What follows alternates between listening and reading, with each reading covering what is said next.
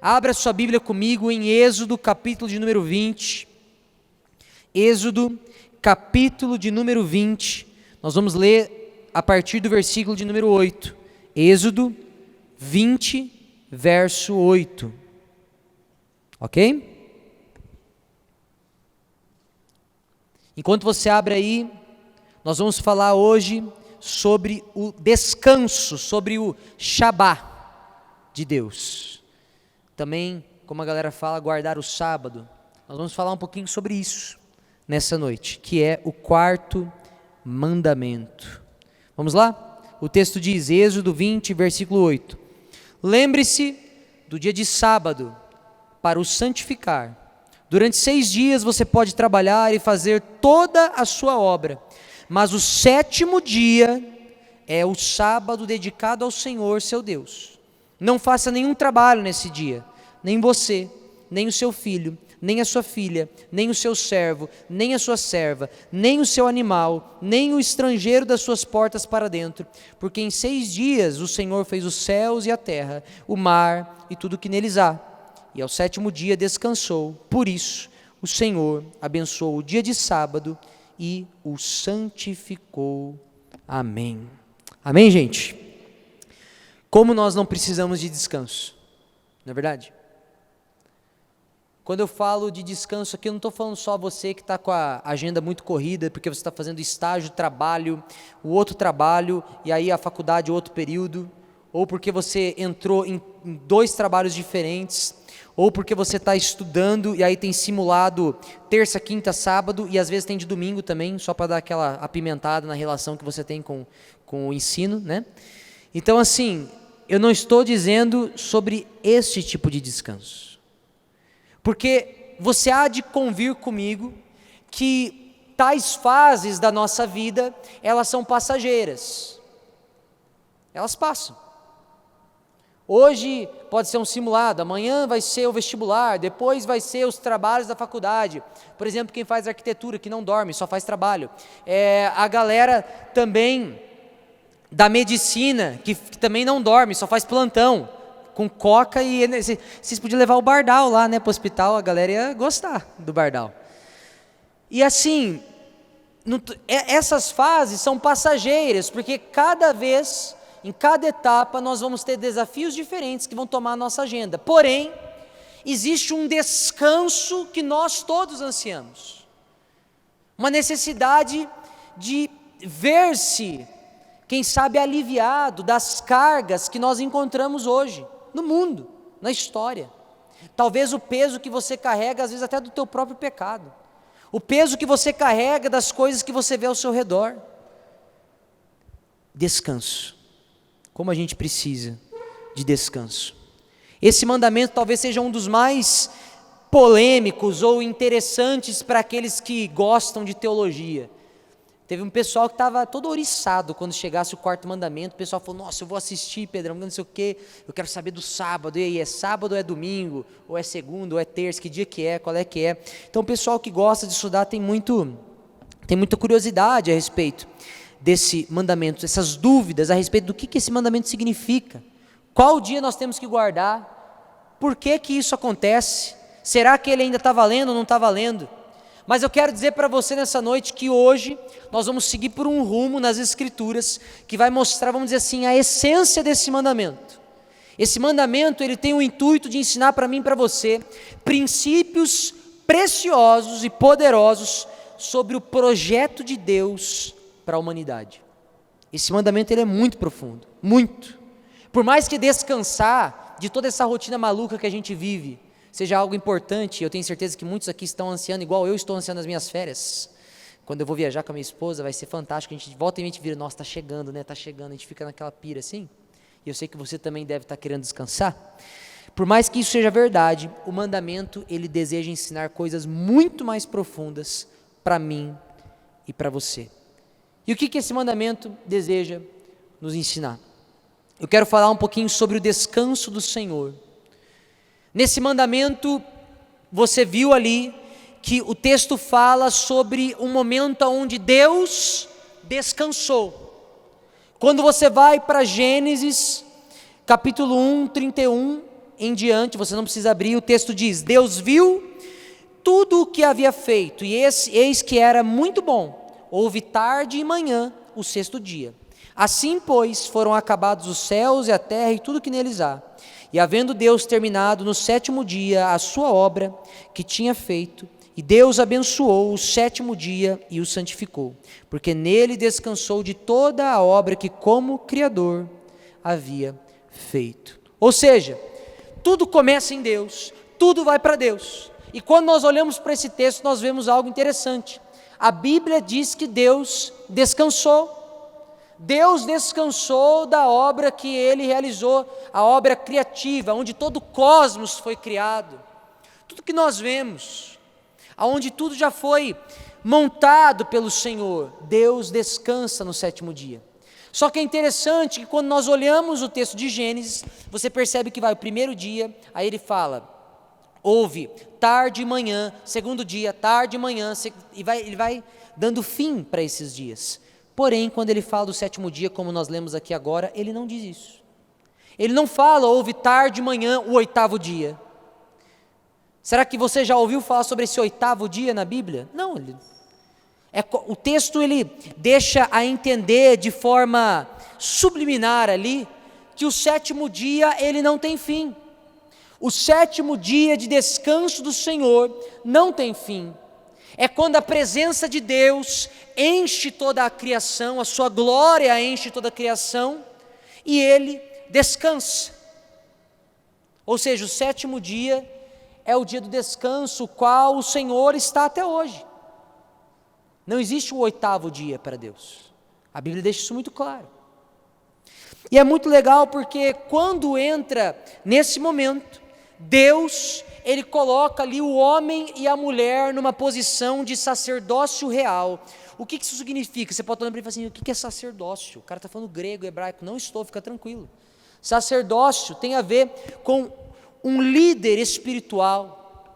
Sacerdócio real, o homem e a mulher foram colocados como líderes espirituais e também líderes como autoridade sobre tudo aquilo que foi criado.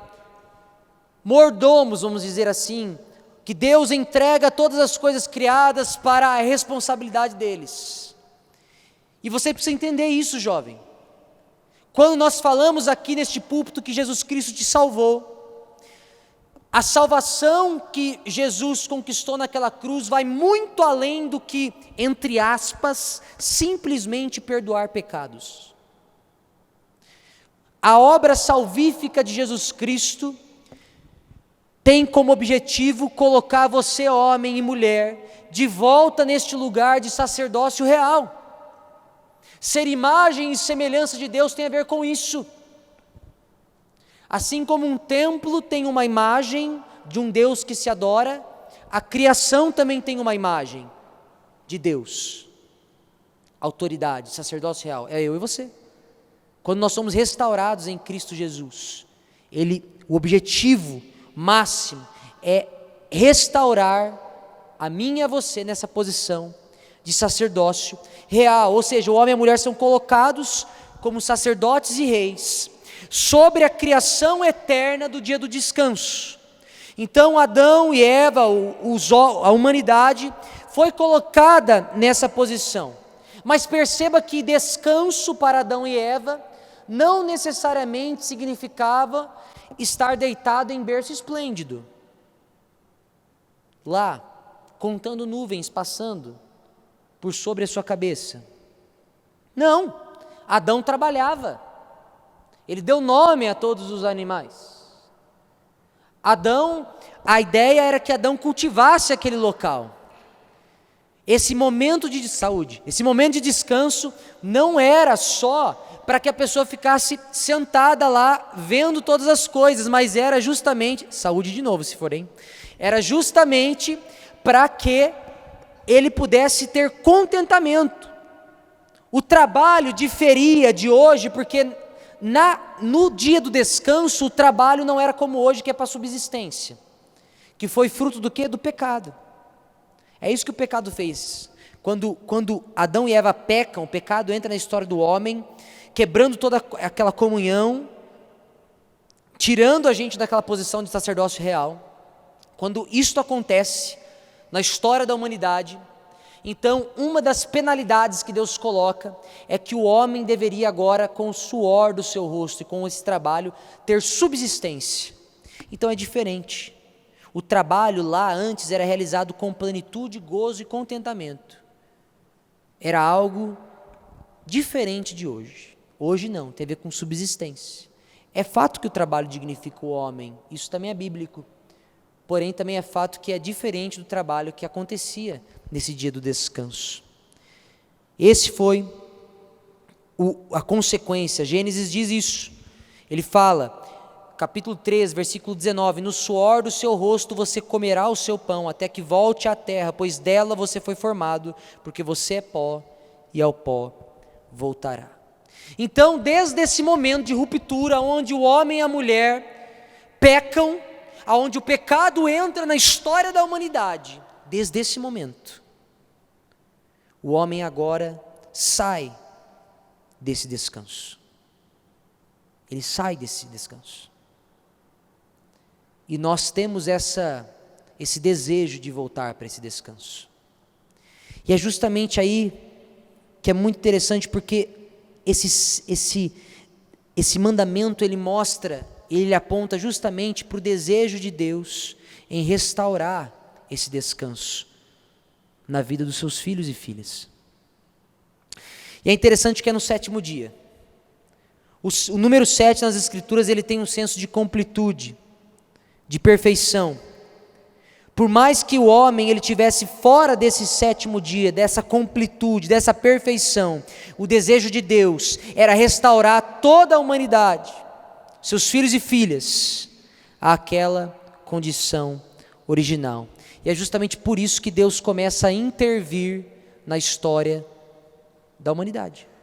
Deus ele não simplesmente cruza os braços para a situação a qual a humanidade se encontrava, fora do descanso. Ele começa a intervir. Como? Ele chama um povo para si, Israel. Deus escolhe o povo de Israel para viver esse descanso, mesmo que de uma forma representativa, de uma forma que simplesmente apontava para esse descanso eterno. E é esse descanso que nós chamamos, aqui nas Escrituras, de Shabá, que é conhecido como sábado. Era o dia consagrado ao Senhor. Esse descanso apontava para o descanso eterno que Deus quer recolocar o homem ali.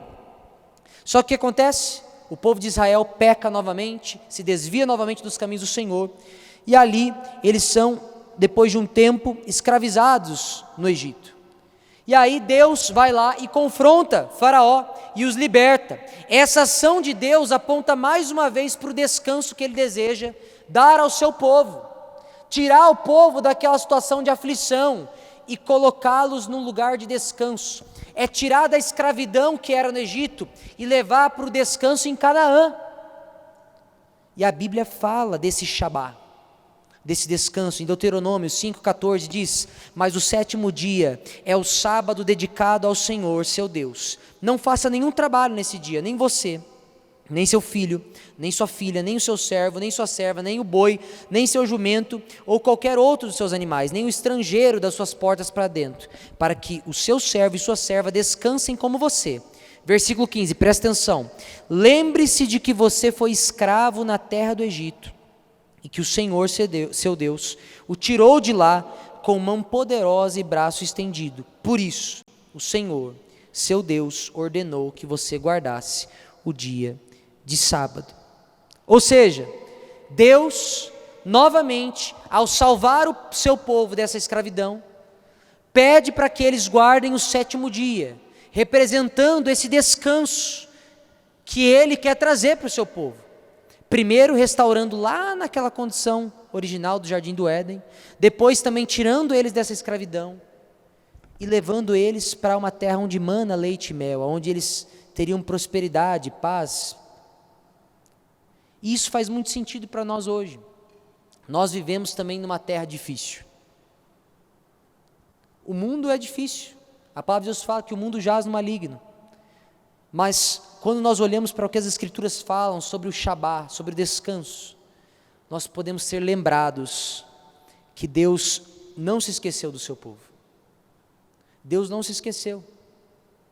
E Deus está conduzindo o seu povo para esse descanso eterno. É por isso que esse mandamento, ele existe.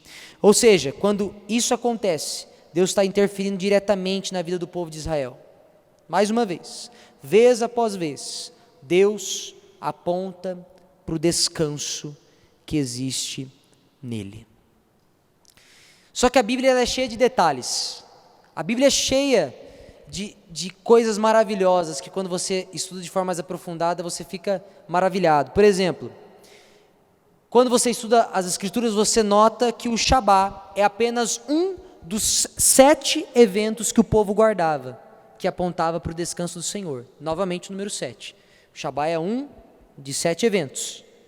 E a cada 7 anos, eles também perdoavam dívidas e liberavam escravos. E a cada 7 vezes 7 anos, havia o ano do jubileu, que era um grande Shabá, um grande descanso, aonde todas as dívidas eram perdoadas, os escravos eram libertos, as terras eram devolvidas para os seus donos originais. Deus está constantemente relembrando ao seu povo, através das festividades, através das leis que Ele colocava para o seu povo, sobre esse grande descanso que há nele, sobre o projeto que Deus tem para os seus filhos e filhas, sempre apontando para essa restauração. Só que sabe o que aconteceu? Mesmo Deus tendo feito tudo isso, mesmo Deus dando a palavra, as leis, as festividades, tudo isso que apontava diretamente para esse projeto que Deus tem para os seus filhos e filhas, o que o povo de Israel fez? Mais uma vez, pecou, se desviou dos caminhos do Senhor, idolatrou, abandonou aquilo que Deus havia prescrito a esse povo. E agora? O que acontece? A palavra de Deus fala, exílio. Esse povo é tirado daquela terra prometida. Jerusalém é destruída, o templo é destruído. E como é que fica? O Antigo Testamento, ele termina numa nota meio complicada. O povo está exilado, as pessoas estão distantes de Deus. Parece que não tem mais como restaurar. Talvez você chegou aqui hoje e você nem sabe quem é o povo de Israel, ou o Shabá, ou qualquer coisa desse tipo. Porém, talvez você esteja como o povo de Israel no final do Antigo Testamento. Parece que eu tento e não dá certo. Parece que eu tento caminhar, mas não vai para frente. Parece que Deus faz tanta coisa na minha vida, mas eu não consigo. Parece que eu estou vivendo uma vida espiritual morna. Eu tenho me afastado dos caminhos do Senhor. Parece que não tem jeito de restaurar a minha vida. A minha história, ela é cheia de problemas. A minha história é cheia de pecado. Parece que não tem solução. Como que Deus pode restaurar isso? E aí que entra a beleza das Escrituras, porque Deus não deixa dessa forma. E eu quero que você entenda isso hoje, jovem. Não importa como você veio aqui, nem como está a sua vida. Para Deus nada é impossível. Deus pode fazer nova todas as coisas. Deus pode perdoar pecados. Deus pode restaurar a tua história. E Deus pode trazer descanso para um coração que está aflito hoje. E eu quero falar um pouco sobre esse verdadeiro descanso. É justamente nesse ponto de angústia, de talvez de impossibilidade aos olhos humanos, que Jesus vem. Jesus vem. E é muito interessante que Jesus, ele lança a missão dele pública no dia de sábado, no Shabá. Lucas 4, 16 a 21 diz: Jesus foi para Nazaré, onde havia sido criado.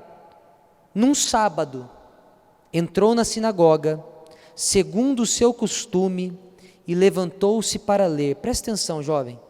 Se você está desatento agora, preste atenção em nome de Jesus. Escuta isso. Jesus foi num sábado, entrou numa sinagoga e levantou-se para ler. O Antigo Testamento terminou todo mundo num caos. Olha o que ele diz. Então lhe deram o livro do profeta Isaías, e abrindo o livro achou o lugar onde está escrito, abre aspas, o Espírito do Senhor está sobre mim, porque Ele me ungiu para evangelizar os pobres, enviou-me para proclamar libertação aos cativos e restauração da vista aos cegos, para pôr em liberdade os oprimidos e proclamar o ano aceitável do Senhor. Tendo fechado o livro, Jesus o devolveu ao assistente e sentou-se. Todos na sinagoga tinham os olhos fixos nele. Então Jesus começou a dizer: hoje se cumpriu a escritura que vocês acabam de ouvir. Depois de um hiato de caos, Jesus vai, ele lê um texto onde ele fala: eu sou o ano, quem vai trazer o descanso do Senhor, o ano aceitável do Senhor. Jesus lança sua missão pública, dizendo, se autoproclamando: eu vou trazer o verdadeiro Shabá, eu vou trazer o verdadeiro descanso, eu sou a resposta de Deus. É para isso, esse era o projeto do Senhor para a humanidade. Jesus vira e fala: o que vocês ouviram se cumpriu hoje. Hoje. É num sábado. Ele se autodenominou o Senhor do sábado. E ele confronta todo o mal durante sua caminhada. Ele espalha a mensagem do reino. Perceba, o texto que ele leu de Isaías tem muito a ver com esse ano do jubileu. Jesus veio inaugurar o verdadeiro descanso que há no Senhor. Mas aí você pode virar para mim e falar assim: mas pastor, e aí? Ele foi lá, leu isso, algumas pessoas ouviram ele, começaram a segui-lo, mas ele foi morto. E olha como a gente está hoje. Ele foi morto. Talvez você questione isso. Isso quer dizer que o trabalho de Jesus não foi cumprido? De forma alguma. Olha como a Bíblia é maravilhosa. Jesus, ele foi morto no período que iam entrar também no Shabá, nesse sábado de descanso. Seu corpo descansou no tempo do Shabá, do sábado, e ele ressurge no 8º dia da semana. Mas existe o 8º dia, eu falei para vocês? Não. O 8º dia, na verdade, é o primeiro dia de uma nova semana. É o primeiro dia de uma nova semana. O que isso mostra para nós? Jesus inaugura o seu ministério no Shabá. Ele é morto no período do Shabá. E ele ressurge no primeiro dia de uma nova semana, dizendo: olha, eu sou aquele que inaugura esta nova semana, esta nova criação, este novo momento, esse dia de descanso. Agora é o dia que eu estou inaugurando. Por isso existe descanso para mim, por isso existe descanso para você. E aqui fica um parênteses: deveríamos nós guardar o sábado? Eu não vou ser isentão não vou fugir da pergunta que me fizeram. Deveríamos nós guardar o sábado? Eu vou citar aqui um pastor presbiteriano chamado Augustus Nicodemos, você deve conhecer ele. Abre aspas: o ponto do 4º mandamento é se lembrar do descanso que Deus nos dá.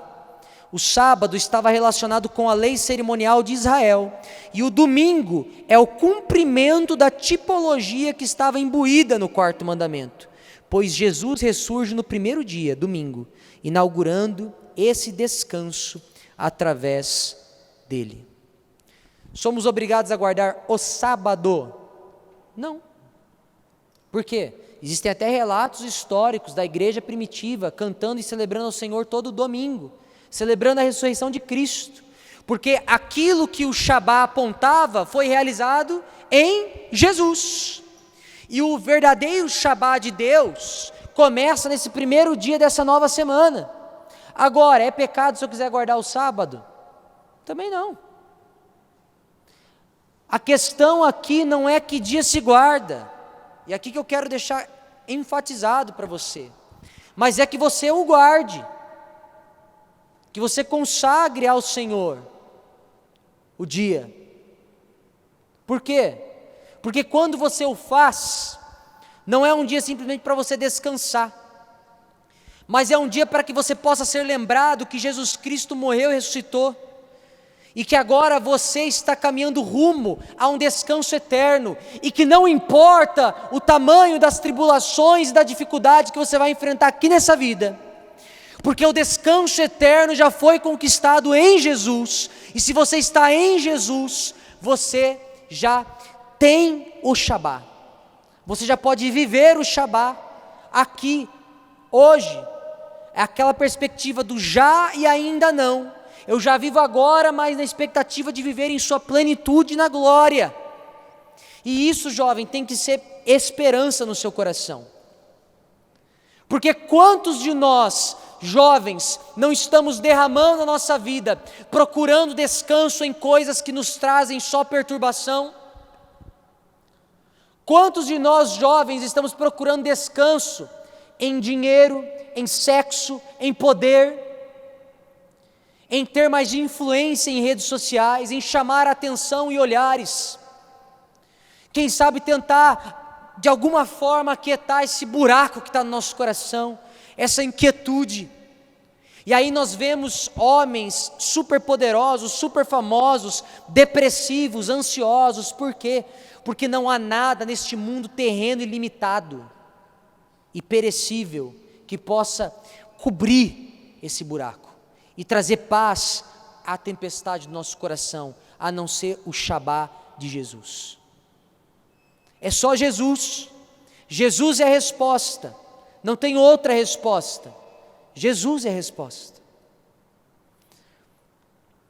E isso é muito forte. Nas palavras do próprio Jesus, ele diz em Mateus 11:28, venham a mim, todos vocês que estão cansados e sobrecarregados, e eu os aliviarei. Jesus é o nosso descanso. Jesus é o meu descanso. Jesus é o seu descanso. Não são outras coisas. Sabe, jovem, nós precisamos disso. Como nós precisamos de descanso. Como nosso coração tem andado inquieto com tanta coisa. Como nosso coração tem andado perturbado com tanta coisa. São tantas vozes querendo a nossa atenção. Mas Jesus é essa resposta. Sabe, se você está com o coração inquieto hoje, atribulado, se talvez você tenha vivido nessa perspectiva do povo de Israel, que estava nesse caos, se você precisa de uma resposta, eu quero convidar você nessa noite a clamar por essa resposta em Jesus. Pare de procurar em outras coisas, pare de procurar. Eu queria deixar o ministério de louvor para vir aqui na frente, eu já vou encerrar.